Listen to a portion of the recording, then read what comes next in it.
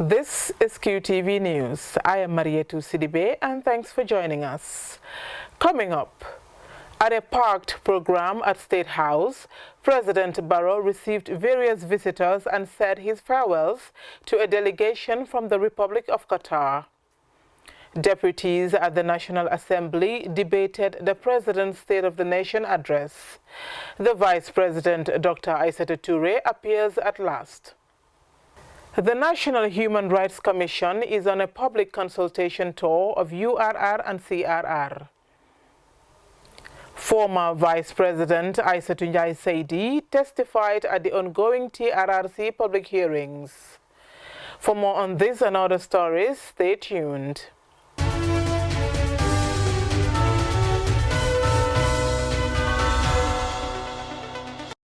President Barrow today bade farewell to a high-level delegation from Qatar at the conclusion of their 5-day visit.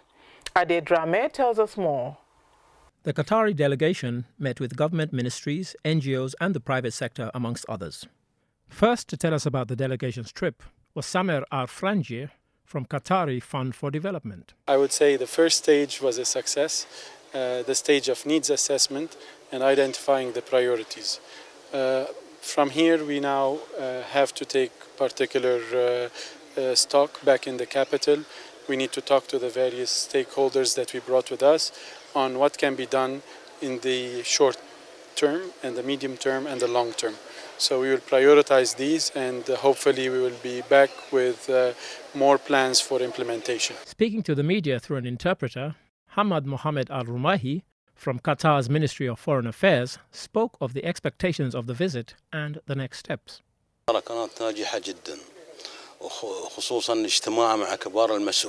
After this visit, we will file our report and the Qatari government will be in a better position to help the Gambia's development agenda. He also gave an insight into what might be priority areas.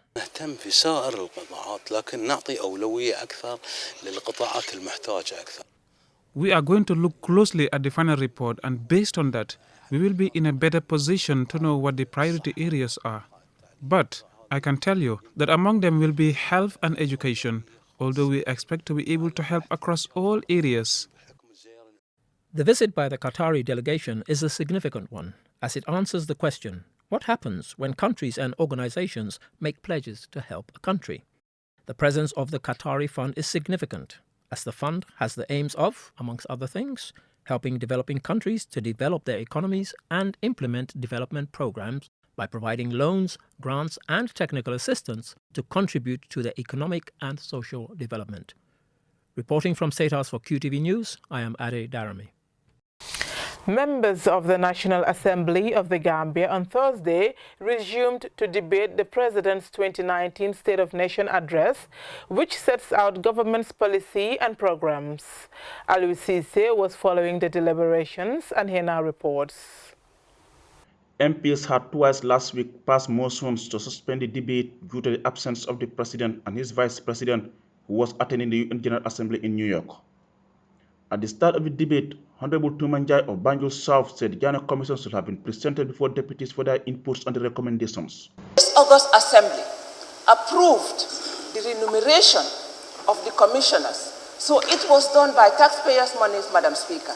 So if taxpayers paid for the work to be done, taxpayers deserve to have a say in how the implementation is done, Madam Speaker. So I believe that report should have been brought to this August Assembly for recommendation on how to implement, Madam Speaker.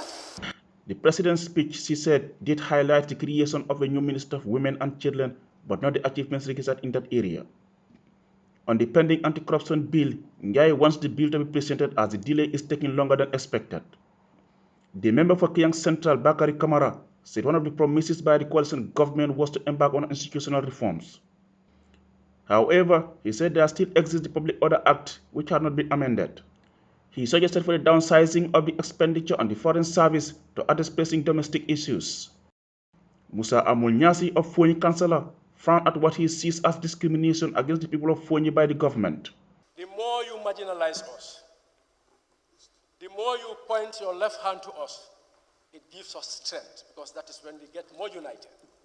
So that's the beauty about my people. That's the beauty about the people of Fonyi. But what is certain is you cannot wipe us in the history books of this country. You cannot get rid of Fonyi in the history books of this country. We will ever remain Gambians, and we will play our role as Gambians. Whether or not the government is there to solicit what they are supposed to do, whether or not the government recognizes us, whether or not the government takes their responsibility, we in Fonyi will live, will continue to live, and we will work, because that is what we are known for. We will toil and survive. The member for Sandu, Mohamed Mahanera, lamented poor education system, particularly the lack of required facilities for proper teaching and learning of science at the University of the Gambia. There is no proper library for this university. Whoever is studying science in the university, you can ask any student, if they need research, if they need practical work, you must pay money to go to Senegal or you go to another country. The president's statement, according to the member for Nyamena East, Umar Sise, lacks the details, and most of government's programs and policies are based on assumptions but not concrete. All that we are hearing in this document is very soon, shortly, expecting no clear ideological information from the president telling us what actually will happen. The information is so vague. Member for Serekunda Khalifa Sallah, among several issues, calls for more investment in agriculture as the backbone of the economy. What is therefore important, Honorable Speaker, is in the short run for the Ministry of Finance to see the need, and that's what the President should have done, to anticipate the challenges and tell us how to remedy it. The Minister of Finance must engage not only in medium-term revenue expenditure, framework, policy design, but must look at short, medium, and long-term. Long-term being a 5-year period. Look at the tax base and non-tax base, all income earning base of the country. See how they could be expanded. Salah has this to say on the president's 3 or 5-year mandate, which according to him, Barrow deliberately ignored in his address. We are now telling you, those who are talking about 3 years, that under the Gambian Constitution, Section 65 provides for resignation by any person who is president. And we were banking on that provision and amendments of the Constitution to carry out what was our agreement. But Section 65 of the Constitution says that anybody who is also elected has a term of 5 years. Both are in the Constitution. So if you elect a person based on Section 65 with an agreement that we all cherish to save a nation, and he comes and says that, well, now I'm going to serve 5 years, what are you going to do? Overthrow the person?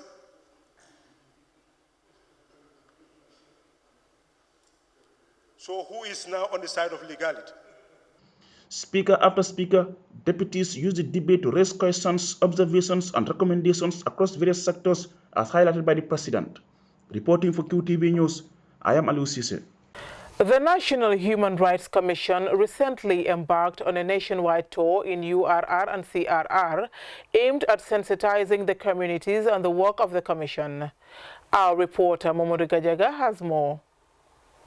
During the tour, the Human Rights Commission met governors, traditional leaders and community members in Basse, Janjambure, Mansakonko and Kerewan.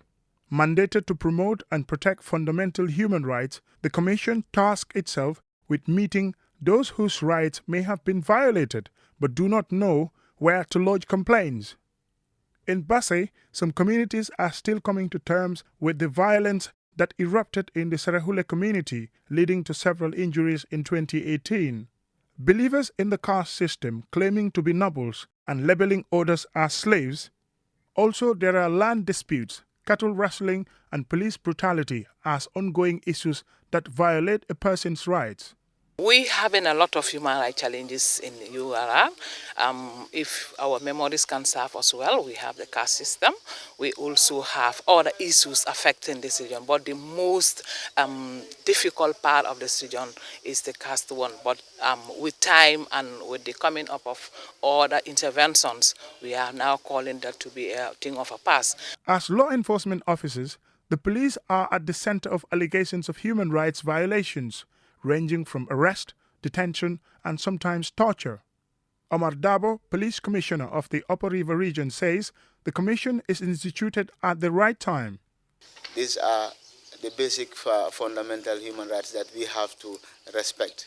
So we'll ensure, on behalf of the security, that the people that we interact with and we share these information with, so that they understand what are their rights and how do they go about their rights. In Janjambure, the establishment of the commission is welcomed. However, there were calls from members of the community to empower the police force to be able to carry out their duties effectively. Janaba Jam, the vice chairperson of the commission, urged people to report cases of human rights violations as soon as possible, adding that their mandate is to look at current human rights violations in the country. She further stated that human rights violations that occurred under the 22 years of Yahya Jammeh's regime falls under the mandate of the TRRC. We cannot do it alone. 5 commissioners, even if we have branches everywhere, without your help and participation, the job is not going to work.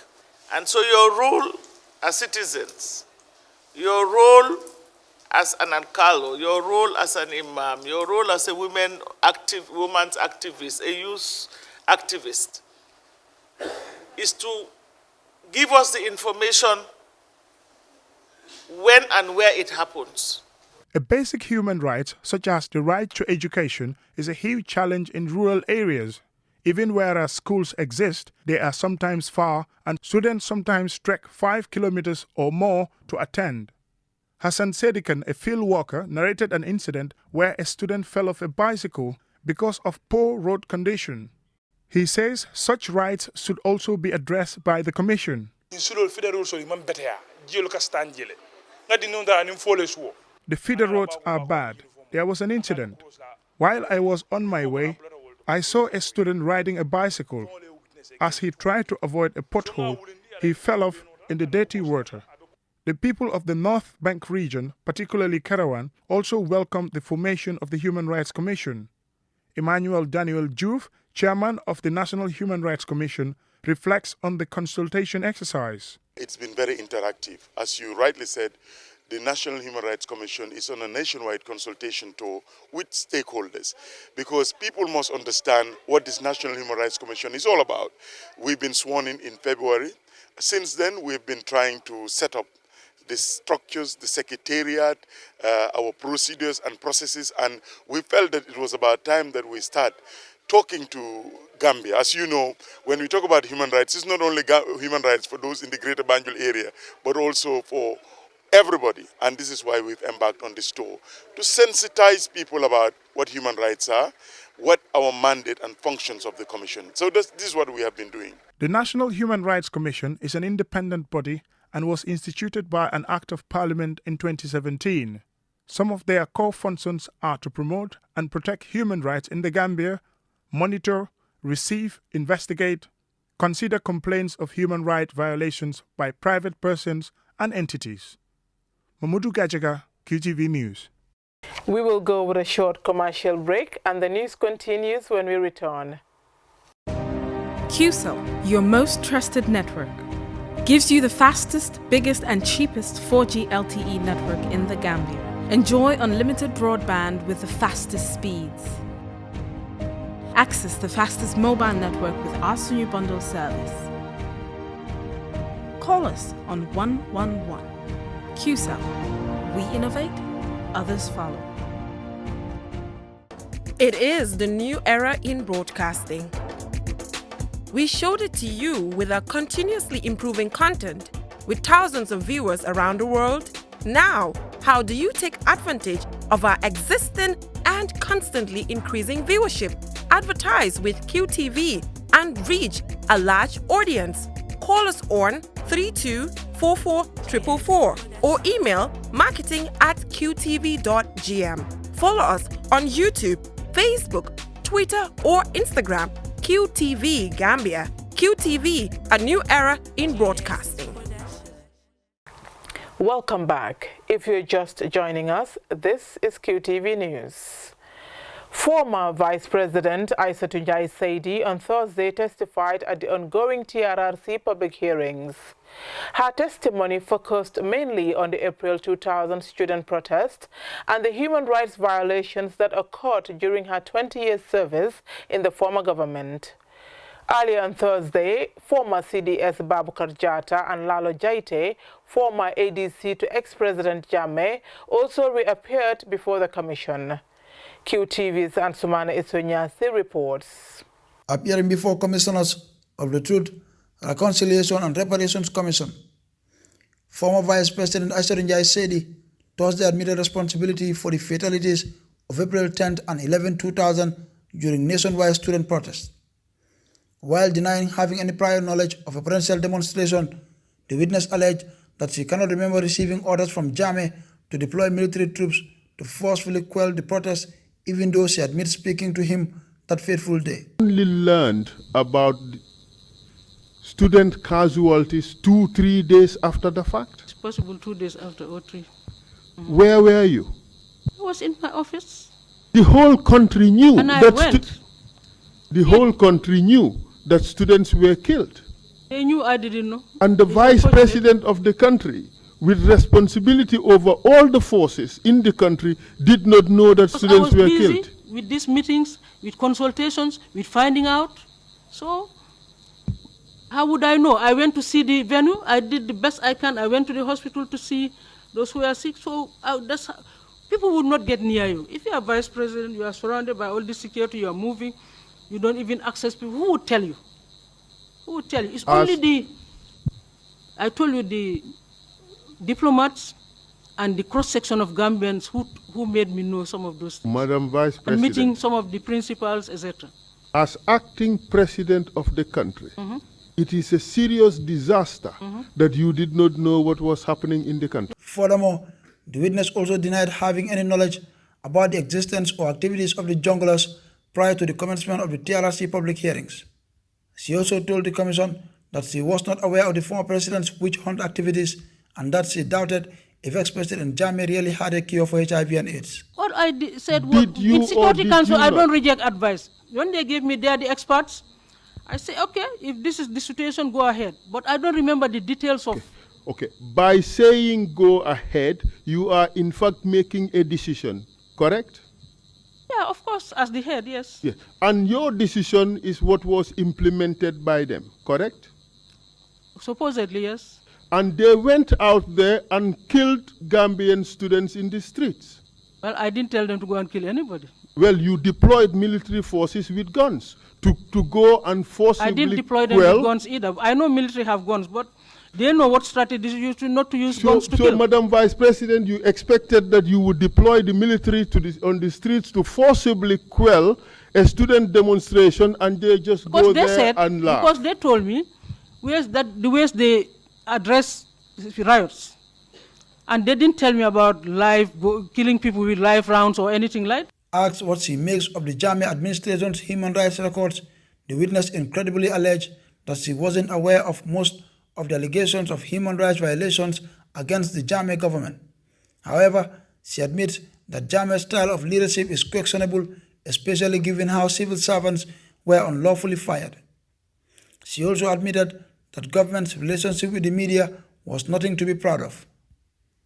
Meanwhile, earlier on Thursday, former Army Chief Babukar Jatta also told the commission that former Vice President Aissatou Njie Saidi ordered him to deploy his men to quell the demonstrations. He also alleged that government statement issued in the aftermath of the April 2000 protest was false. Meanwhile, the witness also gave his account of events surrounding the death of former Finance Minister Ousmane Koro Cissé. Then on top of the roof, it was some dents also. Then I said, I don't think a minister will hold on to a dented vehicle without repairing it. Whoever had this vehicle would drive this vehicle without observing these dents. Okay. So, from what you say, yes, do you think those dents could have been obtained through a vehicle having somersaulted? No. If it had to somersault, then maybe we would have seen it skating. So, there was no somersault? I don't know why it happened. Okay, I don't know what happened. Okay. So it was like something is wrong because we saw the charred body in the vehicles, no limb, no legs. A little bit of the intestine came out, but I can't remember whether the head was there or not. Meanwhile, former ADC to ex-President Jammeh, Lalo Jaite, reappeared before the commission and gave a detailed account of his victimization in June 2000. He told the commission he was detained for more than 3 years and was charged with treason, but was miraculously acquitted and discharged by the courts. Meanwhile, the commission is expected to resume its public proceedings on the 14th of October 2019 following a week's recess. Ansumana Iso Nyasi for QTV News. A forum on youth reflections on peace and security in the Gambia was organized by the National Youth Council in partnership with United Nations Fund for Population Activities. Lamin Dabo reports. The event brought together 70 young men and women from all regions and national youth organizations across the country to reflect on the current peace and security situation and discuss on how to ensure sustainable peace for development. Bakari Juara, the UNFPA National Program Associate, explains that the National Youth Council is among the implementing partners for the Peace Building Fund, which is expected to be used for peace and security programs from 2019 to 2020. He expressed delight at the efforts made by the National Youth Council for positively encouraging youth. Mr. Juara further tasked the National Youth Council to provide recommendations on how young people can contribute to the maintenance of peace and security. And I believe at the end of the reflection, the document will be used by policymakers, to work on the peace and security issues, as youth also have an important role to play for the maintenance of peace and security in their communities and the country at large. The National Youth Council Chairman Dembo Kambi said the Gambia we want is the one where citizens will have dialogue to maintain peace, security and development. He further explains that the leadership role of the youth is an ongoing process. We are not only the future, we are the present. Because the development, the security, the peace of today is indeed our concerns as young people, as citizens. So we are not only the future, we are the present. Because if the present is not successful, the future holds nothing for you. So as a result, we are not only the future, we are the present, and the peace and development of this country, we will always champion, and we will always stand to defend that. Whoever wants to destroy that peace, the young people of the Gambia are ready to ensure they defend the peace, security, and development of this country. Lamin Dabo, the Executive Director of the National Youth Council, says relevant actors need to address youth matters through positive means. And feel that all the young people are violent, or young people are disrespectful, or young people do not want to actually obey the rules or the law. I think that's quite unfair. This country, what it needs at the moment is not the us and them. What it needs at the moment is collaboration, is coordination, is engagement, and is dialogue. Dialogue with young people that have expectations on duty bearers, and among young people, but of course reaching out to all and sundry to have their say, so that they will not find alternative ways to manifest their frustrations. At the end of the event, the participants are expected to write a youth position paper to be used to inform policy and decision makers on peace and security concerns and the need for action in addressing potential conflict and promote tolerance and peaceful coexistence. For QTV News, Lamin Alaifandin Dabo. Before we end this bulletin of the news, let's take a quick look at our main stories. President Barrow today bade farewell to a high-level delegation from Qatar at the conclusion of their 5-day visit. Members of the National Assembly of the Gambia on Thursday resumed to debate the President's 2019 State of Nation address, which sets out government's policy and programs. Former Vice President Aissatou Njie Saidi on Thursday testified at the ongoing TRRC public hearings. Her testimony focused mainly on the April 2000 student protest and the human rights violations that occurred during her 20-year service in the former government. Earlier on Thursday, former CDS Babukar Jatta and Lalo Jaite, former ADC to ex-President Jammeh, also reappeared before the commission. The National Human Rights Commission recently embarked on a nationwide tour in URR and CRR aimed at sensitizing the communities on the work of the commission. That's all we have for you in this edition of the news. Join us tomorrow for more news. Thank you for watching.